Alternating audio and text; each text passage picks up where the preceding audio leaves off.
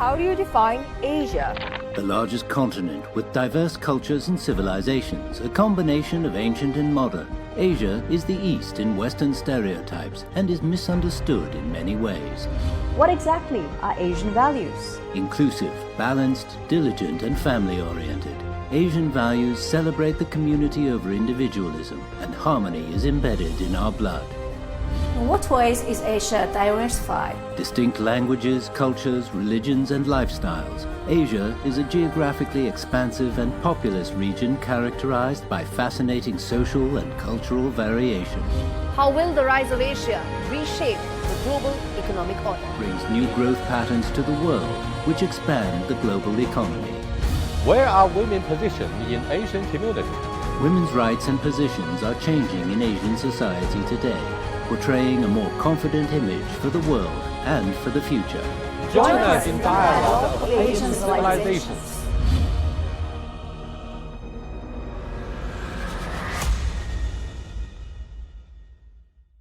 I'm Yang Rui의, anchor of Dialogue on CGTN. Today I'm very much honored and delighted to co-host this panel with 4 anchors from South Korea, Malaysia, India, and Azerbaijan. Welcome to our special program of Dialogue on Asian Civilizations. Now, let me introduce our guest speakers on this side. Dr. Javad Motagi, Secretary General of the Asia-Pacific Broadcasting Union.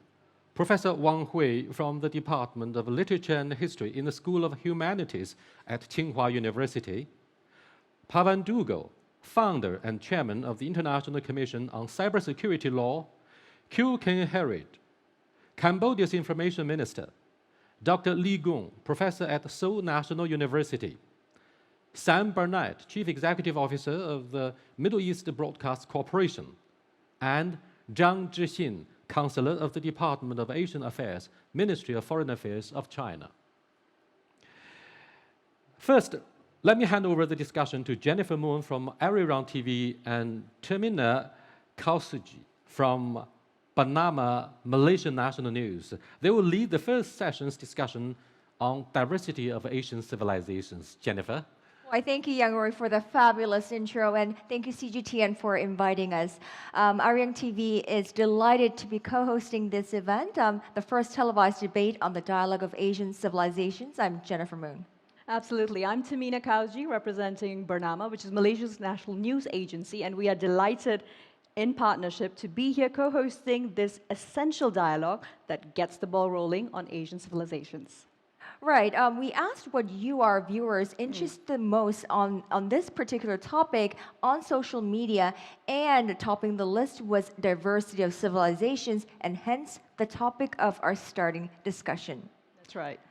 Now, Henry Kissinger, in his book, World Book, he argued that what we know of Asia, what we call Asia, is really an oversimplification of a diverse region that has several civilizations and culture.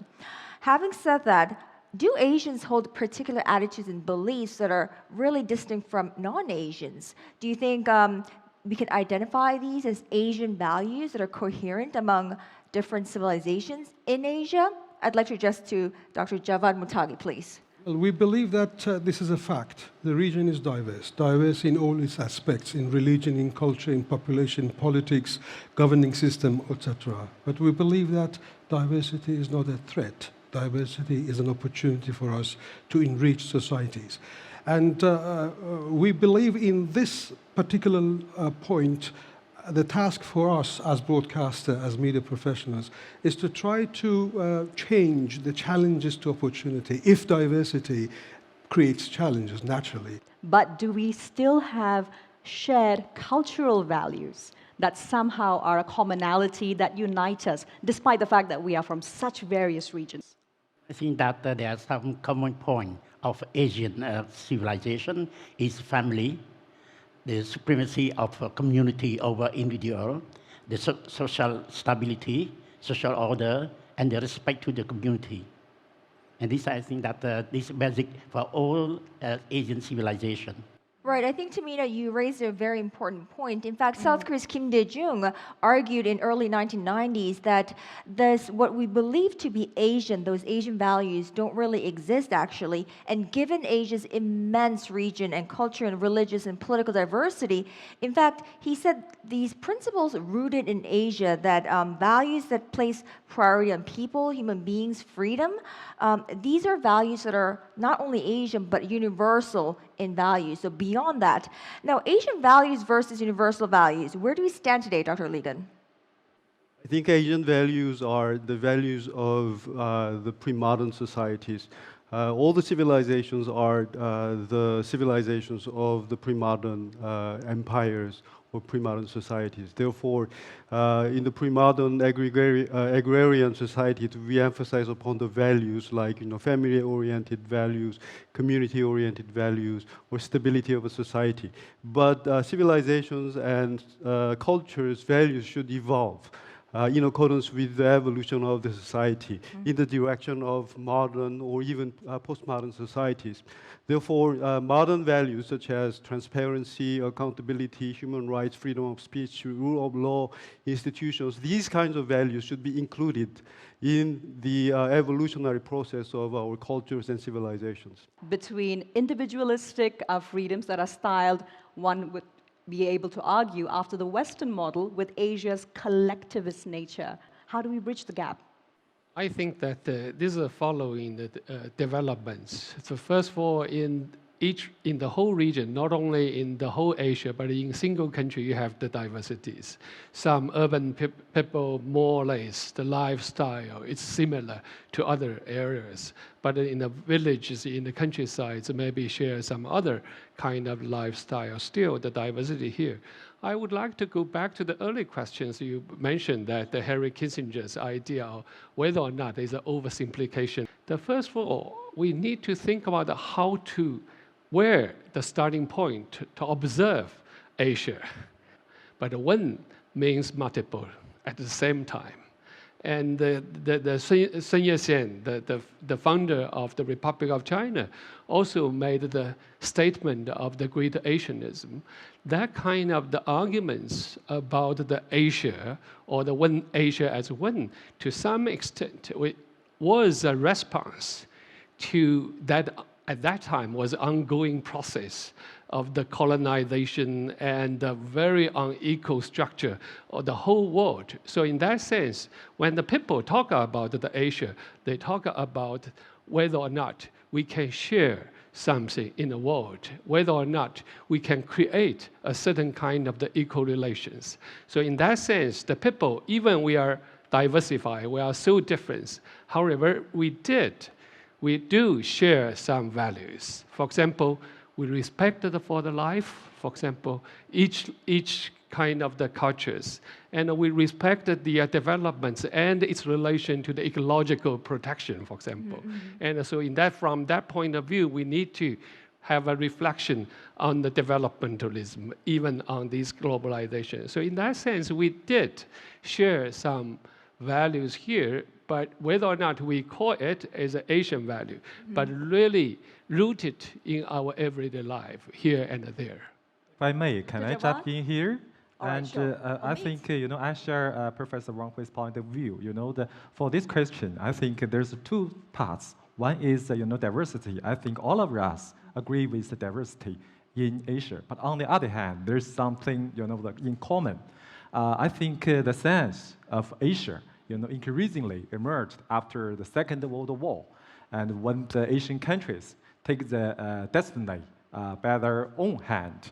And as we know that Asian countries first advocated the 5 principles of peaceful coexistence. Also, together with African countries, we put forward the 10 principles of handling state-to-state relationships. All these contributions we need to keep in mind. Right. I mean, it's interesting that you bring up the Asian versus what are non-Asian, because a U.S. State Department official just recently ignited controversy after saying that when explaining U.S. foreign policy, she said that for the first time ever, the US will be facing a competitor, great power competitor, that's non-Caucasian civilization. Now, she got criticized left and right, but I'd like to address this question to Sam Barnett. Is this coming to reality? It's, of course, Sam Huntington's theory, hypothesis. Now, are we seeing this come to real life? I think if you're a poor leader, if you're a malicious leader, if you're an insecure leader, then you can play the clash of civilizations card, and you can put it on an ontological way. You can make it real, because you can if you get access to the media, and you can pollute the discourse. You can certainly have people think that way. Now, I don't think it stands up. I don't think it stands up to analysis. If you look at how geopolitical fault lines go, over the last 50 years, the US has been allies with South Korea. Absolutely. With Japan, with Saudi Arabia. And I don't think anyone would argue that they all share a civilizational basis. Now, Huntington would say that that doesn't matter. Geopolitics will change, but at the structure are these cultural things.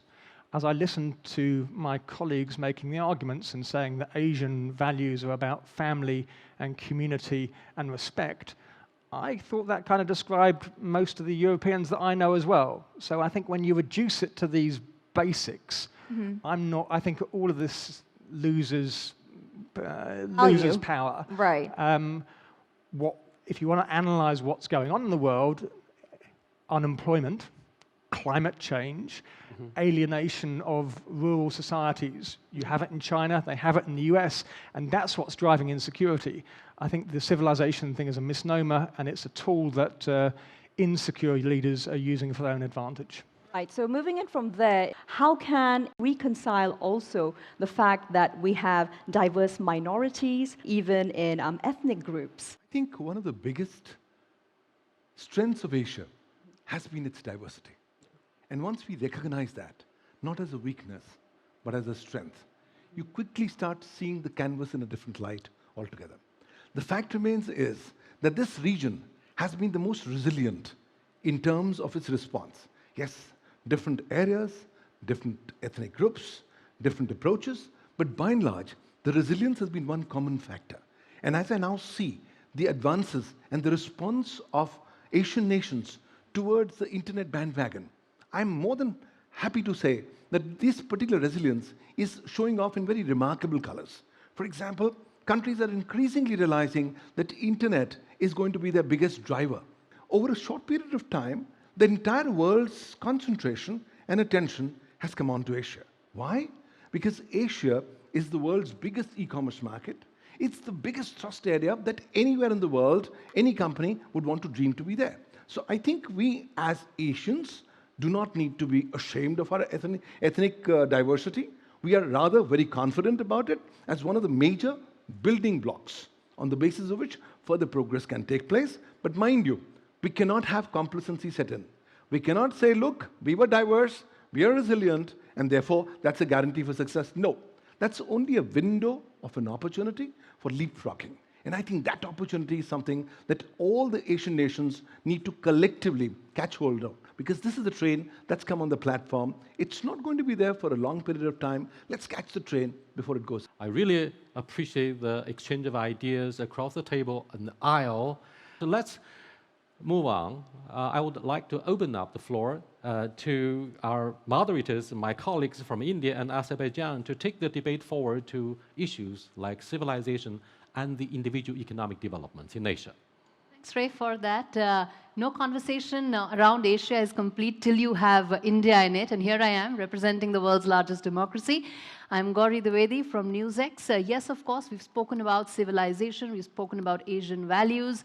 But the world knows that Asia is where the next growth of prosperity, the next leg of growth really is. Exactly what I will be co-hosting with my co-panelist from Azerbaijan.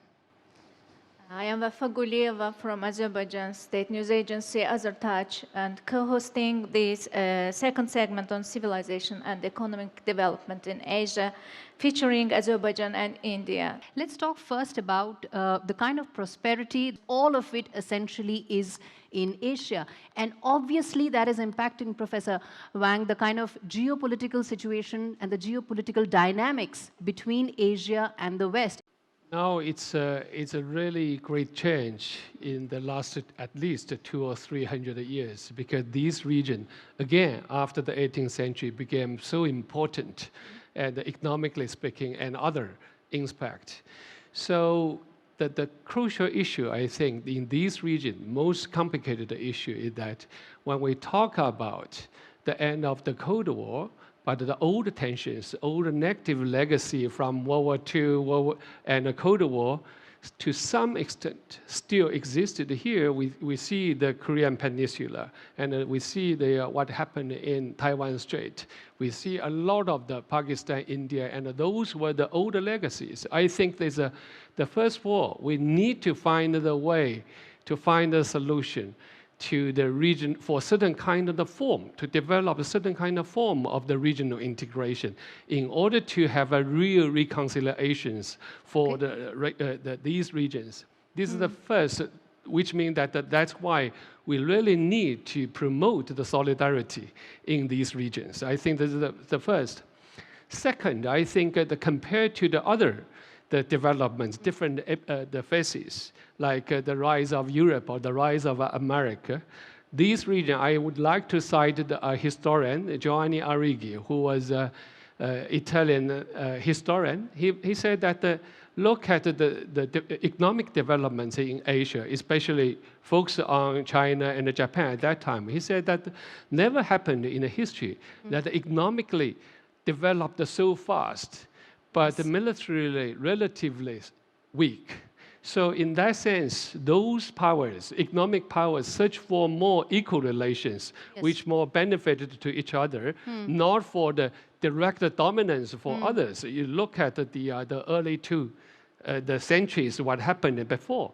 So in that sense, we can develop the new ideas, learn from our own history. Yes. I mean, both Asian history and modern history, to search for a shared, more equal development. I want to ask Mr. Q. Ken Harris. I would like to ask some development projects initiated by Asian countries, including some by China. As we know, the Silk Road and One Belt and One Road projects are put forward by China.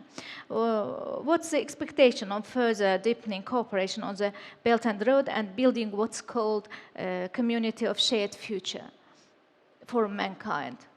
I think that is a very good idea and timely thinking, because of this initiative, we provide first a good communication among the people. Secondly, also this could provide development to the area that if without this project, there won't be any development there. And by this development, it would be make people closer. But just this morning, I agree with the Greek president when he say, a true civilization never clash with each other. It complemented. And this afternoon, I talked about the danger of shortcut knowledge created by social media, by the development of new technology. You talk about migrants. You talk about the misery created by the globalization. When people come out from their native village, when they face difficulty, they try to understand the cause. And by just, you have a simple idea, distribute in the social media, they could find some scapegoat, and this create what's called a conflict.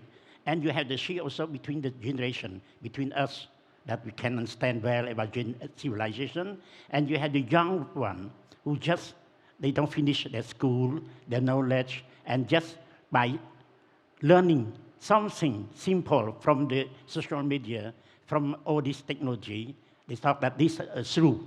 And after that, you can have the shift between the in the society, and this also the problem that can create a problem. That's why the role of the media, the role of the artists, the role of the politicians, media stakeholder are very important to make the people understand. And by creating some kind of organization that can help these people understand what is civilization, and this is very important.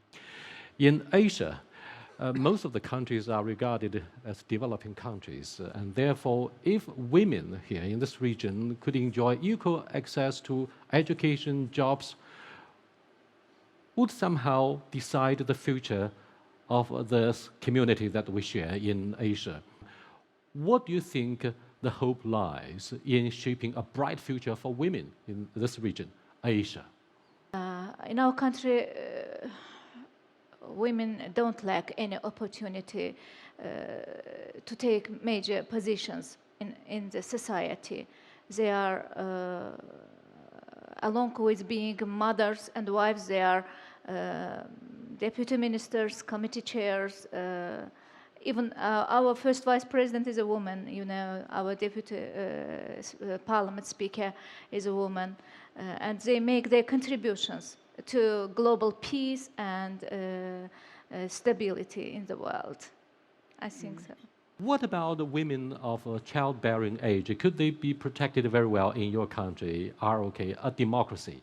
Well, democracy it is. And in fact, with the new president who's been in office he's entering his third year this week, actually, we've actually introduced many policies that encourage women of childbearing age and whatnot to come back to the workforce and to come back and work for different corporations and to really shatter that glass ceiling. And I want to add to Tamina's point that if gender pay gap does not really hit you home, let me tell you this: the UN estimates that the Asia Pacific region loses about $89 billion annually because of limited access for women to join the workforce. So that's how much we're losing. If we want to become more economical, then you really want to hire more women.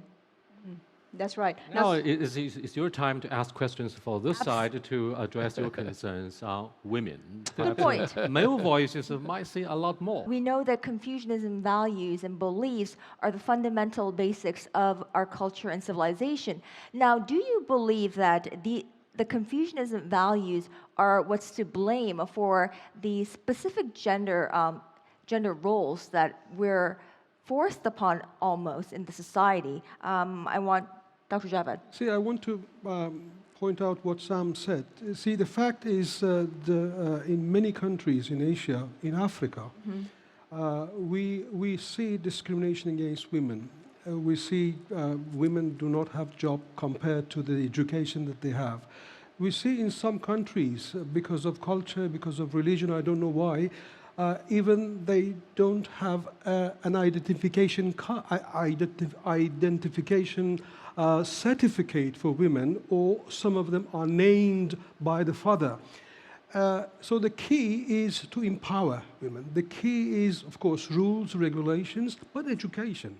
Education and long term, because there are many countries that girls are more educated. And movement started, but I think it takes years to respond because discrimination is there.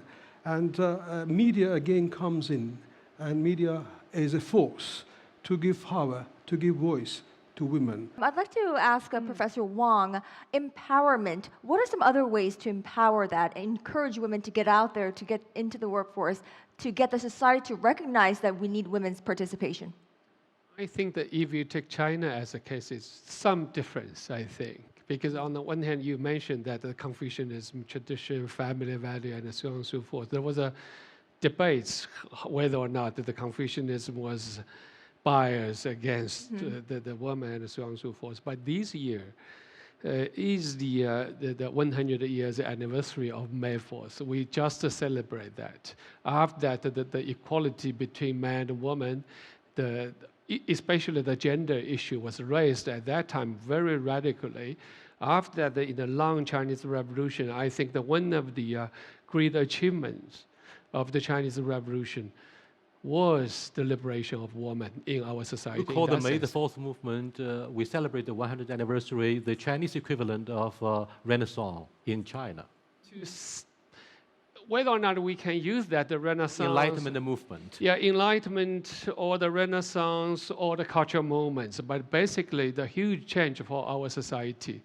So in the societal level, I think that basically the China enjoyed much more equal relations between man and woman, but in certain fields were not necessary. Compared to India, for example, you have so many elites. The Yes. women elites occupy high positions in different fields. Compared to that, but not that many, the leading figures. However, in the different levels, the majority of women, as a lot of women had access. But now we are facing the new challenge because the job markets, because certain kind of the choices for that created a new discrimination against women. So that we need to work for the further for the women's rights. Okay, thank you very much. Ladies and gentlemen, I do appreciate this dynamic part of the dialogue across the aisle in facilitating co-evolution of the civilizations in Asia and in pushing forward the social progress in this dynamic region. Up next, it's time for our audiences. In order to get the diversified perspectives, we set an open platform online to collect questions from the whole world. People from different countries were very active to send their questions, concerns, and expectations about Asian civilizations and beyond to us. Most of them taped their questions by videos. We will play all of the audience's videos now and randomly choose 5 questions to answer. Let's take a quick look.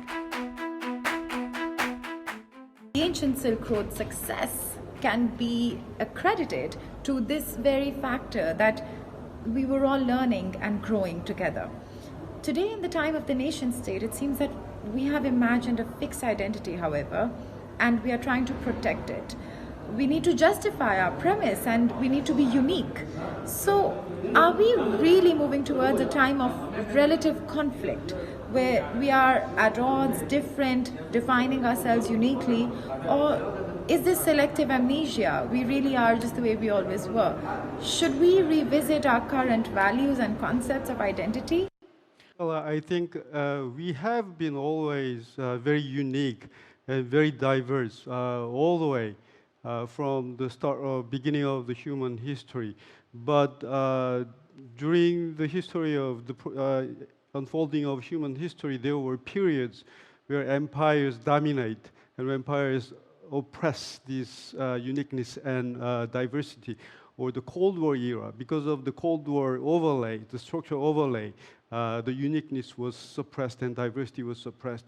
But after the end of the Cold War, there have been more contacts with different countries and different ethnic groups, different people, more dialogues between civilizations. And that bring about some of the conflicts that she mentions. But I do think that in the age of globalization, we have to figure out how to come up with the so-called hybrid culture.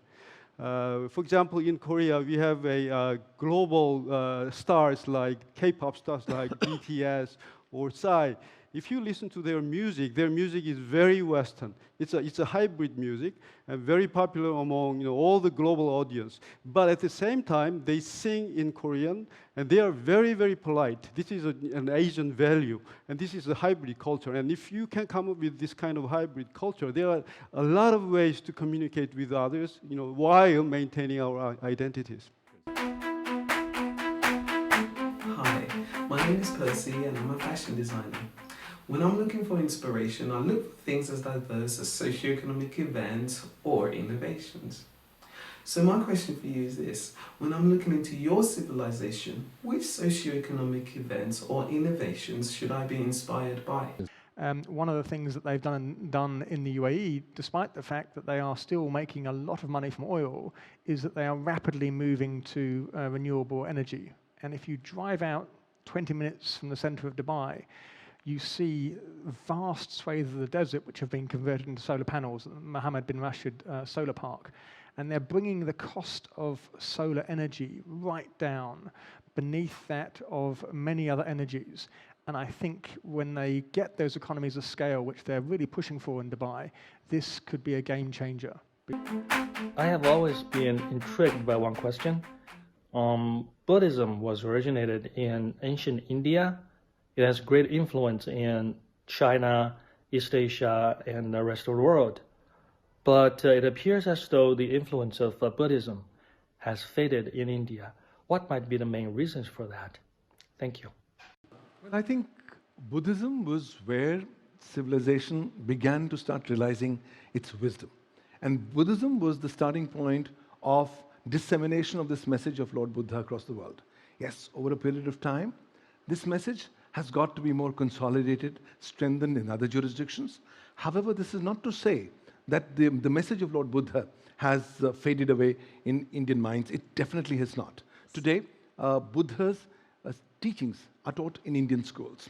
Today, whether you're belonging or you are leaning toward Buddhism or not, you are taught what are the salient features on the basis of which Lord Buddha actually gave his message to the world. And I think Buddha's message has been one which has actually withheld and withstood the test of time. The fact of the matter is, it's relevant those days, it's even more relevant today. And I think Indians inherently not only recognize, respect that message, but try to inculcate that as part of their day-to-day lives. Yes, on top of the surface, it might appear that Buddhism is not being given the kind of focus, but try coming to any of these Buddhist pilgrimage sites, and you will see actually what we call in Indian tradition, asta, that belief in the human values that Lord Buddha had taught is actually now real, is actually being practiced. Therefore, I think it's a misnomer or a misconception to say that Buddhism is fading away. Sorry, it's one of those universal religions that is going to be evergreen. It's not fading away. You may temporarily get more focus on some other elements, but it's an intrinsic element of the Indian psyche, of the Indian mindset, and every Indian who's studied in India has an intrinsic respect for Buddhism, for Buddhist values, and tries to inculcate and follows those values in their day-to-day lives. Rejuvenation of Asia is an ongoing reality today. How do we set the political, social, and cultural agenda for Asia, which can address the aspirations of the young, provide gender equality, safeguard national security, and provide social security, which would lead to peace and prosperity in Asia? Thank you. For Cambodia, social security is very important because it's a basic need for everybody. And that's why for 2 years already, we implement the social security for everybody. It means that even a beggar can go to hospital, and if they have the card to show that they are poor, they can get a free treatment. And also now, the first time in Cambodian history that all workers, civil servant, worker in manufacture, laborer in the agriculture, all of them can get the pay and get their what you call this when they retire, they can get the pension. Yes. And if they get hurt or injured during the work, they get paid. And I think that this only we apply this and a very good one. And I think this guarantee stability of everybody, because for everybody in the world and in each society, when you grow up, the first question, do we have a job or not? And when you have a job, the second question is, when we have a house? And after that, the third question is, when I retire, can I have something to guarantee that I can cure any sickness or everything? And this we can make it. And after we make what we call an economic policy, very strict, that we can, after 40 years, after the fall of the Khmer Rouge, we can make it. Let me start this conclusion by a quick statement from each of the four moderators to summarize your thoughts, your feelings concerning the very important issue that we raised at the very beginning of the discussion, respect for diversity in Asian civilizations. I think we had very fruitful discussions today here, and I hope that Asia, despite all risks and challenges, will continue developing and making contributions to the to peace, mutual understanding among nations. And this representative from the most populous democracy in Asia and in the world. Yes, it's been an absolutely engaging discussion, and at the heart of this really lies the fact that Asian century, by all standards, by all reports, has begun. Asia is going to regain its place in the world. Policymakers need to ensure that, and to all Asian people, your time has come. A voice from a country that has the oldest politician. Dr. Mahathir, your statement, please. That's right, we absolutely do. Now, raising the question of sustainability for an equitable future for everyone in Asia, and also perhaps globally, comes the question that we must all look towards history, perhaps. Let's not forget that all our countries, this region, in fact, is the birthplace, the cradle of human civilization itself. Finally, a strong statement from ROK, a neighboring country in Asia, East Asia. Right. I'd like to draw our focus to the medium of these talks, so dialogue. Dialogue is a very powerful tool that will make us strong, that will keep us bonded. So I really appreciate this setting. And, you know, who would have imagined that I would be sitting here in Beijing in my beautiful Korean traditional gown, you know, moderating this session. So the power of dialogue, how we can change. So let's keep the dialogue open and let's keep the discussions rolling. Thank you very much. Dialogue instead of a monologue. Instead of adopting unilateral moves to go against globalization. That's why we enjoy this dynamic dialogue across the aisle. I thank everybody of you for your meaningful participation in facilitating this process of a dialogue between different civilizations instead of having clashes. I thank you so much.